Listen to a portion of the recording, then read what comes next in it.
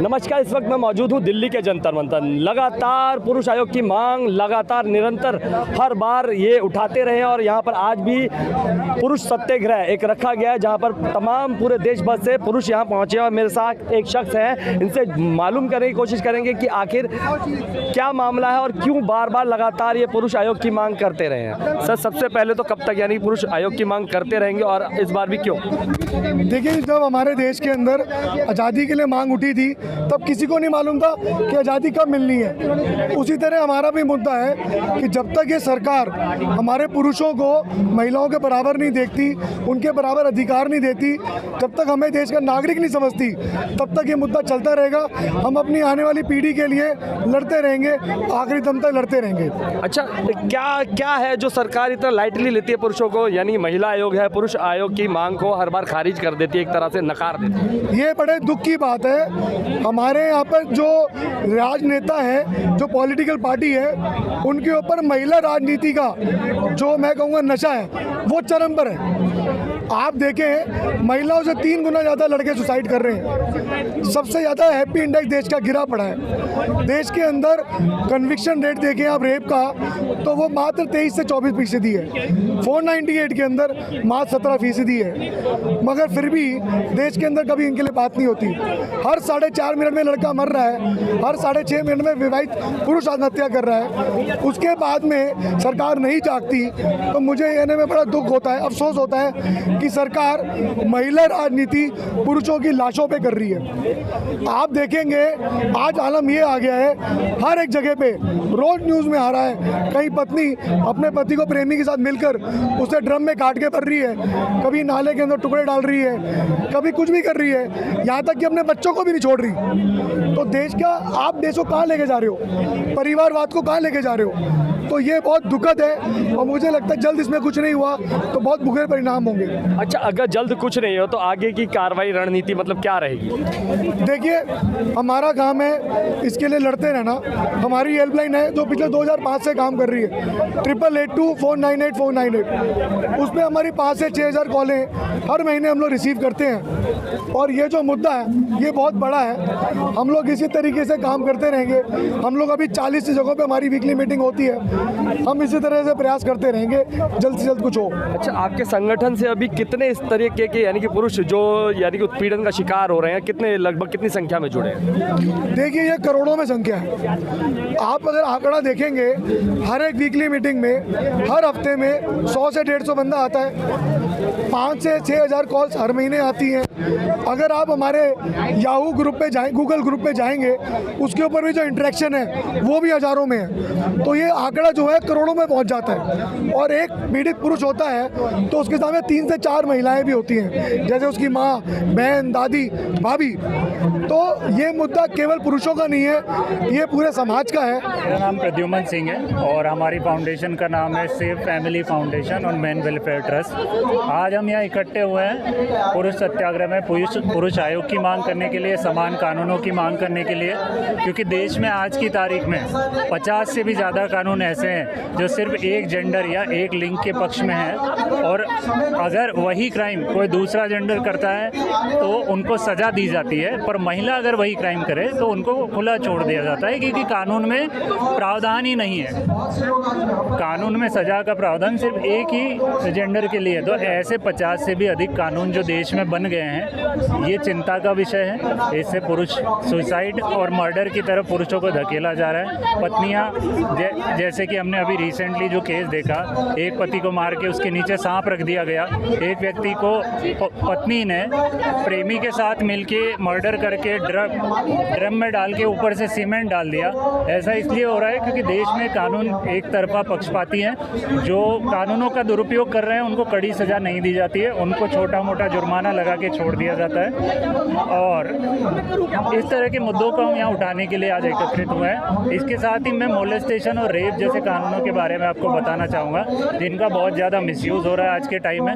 Tinder Bumble जैसी dating app पे पुरुषों को फंसाकर उनको बुला लिया जा रहा है और उनसे लाखों रुपए का एक्सटॉर्शन और उगाही कर रही है। क्यों? क्योंकि कानून एक तरफा है। पुरुष उन कानूनों के अंतर्गत अपनी व्यथा नहीं सुना सकता, अपनी शिकायत नहीं कर सकता। अच्छा, आज जो ये सत्याग्रह किया गया है, इसका जो आयोजन किया गया है, आह्वान किया गया है, मतलब मेन मकसद क्या है इसका? इसका मेन मकसद है कानूनों में समानता हो, जो कानूनों का दुरुपयोग कर रहे हैं उनको सजा मिले और पुरुषों के लिए एक पुरुष आयोग बनाया जाए, जिससे कई तरह के पुरुष, जैसे गांव से जो लोग आते हैं उनको ना तो कानून की नॉलेज होती, ना वो पढ़े लिखे होते। ऐसा कोई आयोग हो जो उनकी मदद कर पाए, उनको कानून की सलाह दे पाए। ऐसा कोई आयोग जो सरकार या न्यायपालिका में पुरुषों का पक्ष रख पाए, इसलिए हम पुरुष आयोग की मांग करने के लिए आज यहाँ इकट्ठे हुए हैं। अच्छा, सालों से पुरुष आयोग की मांग की जा रही है, लेकिन अभी तक कोई समाधान नहीं निकला, सरकार के कानों पर जो नहीं रहेंगी, तो क्या लगता है कि पुरुष आयोग कभी बनेगा या सिर्फ ख्यालों में ही रह जाएगा? हमको पूरी उम्मीद है कि जब अति किसी भी चीज़ की हमेशा दुखदाई होती है, तो जब इस चीज़ की अति हो जाएगी, जब आम आदमी भी इसकी चपेट में आने लगेंगे, तब जाकर ये होगा कि शायद किसी का ध्यान इस तरफ चला जाए और पुरुष आयोग बना दिया जाए। पर हमारी मेहनत हमेशा ज़्यादा से ज़्यादा यही है कि पुरुषों को न्याय मिले, निर्दोष पुरुषों को न्याय मिले, उनके साथ गलत ना हो। अच्छा, एक तरफ कहा जाता है कि आपने कहा जैसे आम पुरुष जब इस जिद्दोजहद में फंसेंगे तब शायद उन्हें समझ आएगा कि पुरुष आयोग होना चाहिए, लेकिन मैंने देखा कि हम कोर्ट कचहरियों के, यानी तमाम लोग जो है कोर्ट कचहरियों के चक्कर काटते हैं, यहाँ तक कि जो न्यायाधीश है उनके पास भी ऐसे मामले चल रहे हैं, लेकिन तब भी कुछ नहीं हो पा रहा। सर, किसी भी कानून को बदलने की मांग के लिए एकजुट होना ज़रूरी है, उसकी मांग एक बड़े स्तर पर करना ज़रूरी है। जैसे कि आपने देखा होगा, देश में पिछले कुछ टाइम पहले एक कानून बना था जिसका पूरे देश में विरोध हुआ था और उस कानून को सरकार को वापस लेना पड़ा था।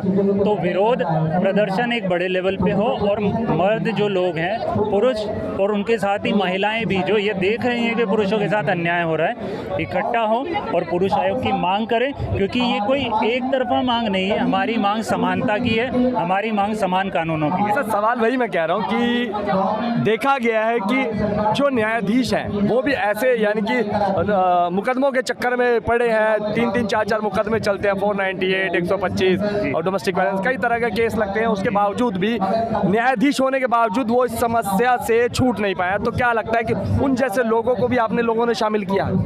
हमारे जो NGO हैं, सेफ फैमिली फाउंडेशन और मेन वेलफेयर ट्रस्ट जो है, उनके अंडर हमारे 40 NGO पूरे देश में काम कर रहे हैं और वो ऐसे ही निर्दोष पुरुषों की या झूठे केसों में जो फंसाए गए उनकी मदद करते हैं। अब आते हैं आपके दूसरे प्रश्न पे कि जो कानून के लोग हैं, जैसे जज, मजिस्ट्रेट हो गए या ऑनरेबल सुप्रीम कोर्ट या हाई कोर्ट हो गए, वो भी इन मामलों में फंसते हैं। कोर्ट भी अपने स्तर पर बंधी हुई है, क्योंकि कानून बनाना तो न्यायपालिका की जिम्मेदारी में नहीं आता, वो तो पार्लियामेंट बनाएगी, हमारी संसद बनाएगी। तो हमको सामंजस्य बैठाना होगा न्यायपालिका और सरकार से मिलके। इसीलिए हम कह रहे हैं कि एक पुरुष आयोग हो जो पुरुषों की बात सरकार को बताए, उसको अच्छे तरीके से सरकार के सामने रखे, जिससे सरकार को सच में समझ आए कि पुरुषों की ये समस्याएं हैं और निर्दोष पुरुष मर रहे हैं या मार दिए जा रहे हैं। इसलिए पुरुषों के लिए एक आयोग लाना या कानून बनाना या कानूनों को समान करना ज़रूरी है, तभी सर ये जाके बदलाव आएगा। कोई जज साहब, मजिस्ट्रेट या कोई ऑनरेबल चीफ जस्टिस भी इसमें फंसे तो वो खुद अपने स्तर पे कानून को नहीं बदल पाएंगे। इसके लिए हमें हमारी संसद की आवश्यकता पड़ेगी। अच्छा, पुरुष आयोग होने से क्या फ़ायदे होंगे? बहुत अच्छा सवाल है आपका सर। पुरुष आयोग होने के मैं आपको फ़ायदे दिखा सकता हूँ। ऐसे पुरुष जो गांव से आते हैं या ऐसे बैकग्राउंड से आते हैं जहां उनको ज़्यादा ना पढ़ाई मिली है ना कानून की नॉलेज मिली है, अब ऐसा पुरुष चाहता है कि उसको लीगली हेल्प करने के लिए कोई आयोग हो, जहां वो जाए, जहां उसको उसके अधिकारों के बारे में बताया जाए, जहां उसको ये बताया जाए कि आपके ये अधिकार है, आपको कानूनी लड़ाई ऐसे लड़नी चाहिए। एक मुद्दा ये हुआ, पुरुष जो समानता की मांग हम लगातार कर रहे हैं, जब एक मंत्रालय या आयोग होगा जो बड़े स्तर पर सरकार से डायरेक्टली ये कह पाएगा कि हाँ भाई पुरुष पीड़ित हैं और उनको भी समानता दी जाए, तो उसका बहुत इम्पैक्ट पड़ेगा। तीसरा सबसे मेन मुद्दा है सर, कानूनों का जो दुरुपयोग है, जो मिसयूज़ लॉ का हो रहा है, तो ऐसे लोग जो लगातार मिसयूज़ कर रहे हैं उनको कोई डर नहीं है, क्योंकि उनके पास एक आयोग है, उनके पास एक मंत्रालय है जो लगातार उनके गलत कामों को भी शायद संरक्षण कर रहा हो। तो जब पुरुष आयोग आएगा तो उन लोगों के खिलाफ भी कदम उठा जा सकेंगे जो कानूनों का दुरुपयोग करके पुरुषों को लगातार फंसा रहे हैं। उनसे एक्सटॉर्शन हो रहा है, उगाही हो रही है, कानून का डर दिखा के पैसे मांगे जा रहे हैं, पूरे परिवारों को उठा के जेलों में डलवाया जा रहा है। तो पुरुष आयोग पुरुषों की बात को एक ऊपर के लेवल तक पहुंचा पाएगा, अच्छे तरीके से प्रेजेंट कर पाएगा, न्यायपालिका, संसद, सभी जगह हमारी बातों को पहुंचा पाएगा। अच्छा, ज़्यादातर मोस्टली देखा गया इस तरीके के केसों में 10-10, 20-20 साल केस चलते हैं लेकिन नतीजे नहीं निकलते, तो इसके लिए क्या कहेंगे? सर, जहाँ तक बात है केसों में डिले होने की, तो ये सिर्फ मैट्रिमोनियल केसेस से रिलेटेड मुद्दा नहीं है, ये मुद्दा सिर्फ पारिवारिक मामलों से रिलेटेड नहीं है। प्राय सारे केस ही जो देश में होते हैं लंबे खींचे जाते हैं। क्यों? क्योंकि कानूनों में जो टाइमलाइन डिफाइंड है उनका सही प्रयोग या इम्प्लीमेंटेशन न्यायपालिका करवाने में ज़्यादातर असमर्थ रहती है। जैसे कि आप डोमेस्टिक वायलेंस एक्ट को देखें तो वहाँ पे 60 दिन की टाइमलाइन डिफाइंड है, पर इतने लोगों में आप मुझे एक भी लड़का या एक भी लड़की ऐसे नहीं बता पाएंगे जिनको 60 दिन में डीवी का केस कंक्लूड होके मिला हो। तो जो टाइमलाइंस डिफाइंड है उनका इम्प्लीमेंटेशन ठीक से कराए न्यायपालिका, और ये मेक श्योर करे कि इतने ही दिन में केस खत्म हो। जो झूठे केस करके केसेस की डेट्स पे नहीं आ रहे हैं उनको पकड़ के लाया जाए, उनसे कहा जाए कि भाई आपने केस किया है, आप बताइए आपको क्या प्रॉब्लम हुई, आप अपने बयान दीजिए और केस को ख़त्म कीजिए। लटकाते मूलतः वो लोग हैं जिन्होंने केस किए हैं और उनको पता है कि मेरे केस में कोई मसाला नहीं है, कोई आधार नहीं है जिसे मैं साबित कर पाऊँ, तो वो उस केस को लटकाते हैं ताकि पुरुष लगातार प्रताड़ित होकर उनकी मांगों को मान ले, उनके सामने नतमस्तक हो जाए और ये कह दे आप जो चाहते हैं हम वो करने को तैयार हैं। चलिए, ये एक पुरुष थे जो इन समस्याओं से जूझ रहे हैं, और भी तमाम पुरुष यहाँ पर मौजूद है, औरों से भी बात करते हैं। एक बुजुर्ग साथी हमारे को दिखे, इनसे भी पूछते हैं इनकी समस्या क्या है। सर, क्या नाम है आपका? महेंद्र साहिवाल जी, महेंद्र साहिवाल। महेंद्र जी, क्या समस्या है? कोई समस्या नहीं है। तो आज यहाँ क्यों इकट्ठे हुए? एक्चुअल में जो केस चल रहे हैं, महिलाओं ने जो 498 का दुरुपयोग कर रखा है, आपके ऊपर भी कोई केस चल रहा है? चला था, अब नहीं है, लेकिन आज जो बच्चों पर चल रहा है और जिस तरह से पैसों की उगाही हो रही है, वो एक बहुत बड़ा दुर्भाग्य है पुरुष का कि पुरुष को ATM मशीन बना रखा है। वो ख़त्म होना चाहिए और हम पुरुषों की आवाज़ सुनने के लिए एक आयोग होना चाहिए जिससे वो भी अपनी जाके व्यथा कहीं तो बता सके। कहीं कोई प्लेटफॉर्म नहीं है पुरुष को सुनने के लिए, जबकि महिलाओं के लिए 52 कानून बनाए हुए हैं, पुरुषों के पक्ष में कोई कानून नहीं है। तो एक कोई कानून पुरुषों को सुनने के लिए कुछ जगह तो बने, कोई सुनने को तैयार तो हो। नहीं सुनने के कारण आज अतुल सुभाष जैसे लोग जो है आत्महत्या करने को तैयार हो रहे हैं। डेली आत्महत्याएं बढ़ रही हैं, डेली पुरुषों का मर्डर हो रहा है। मतलब तरीके ढूंढे जा रहे हैं अपने पतियों को अपने से अलग हटाने का। वो एक बहुत बड़ी दुविधा है इस देश की, तो उसको हटाने के लिए कुछ तो होना चाहिए।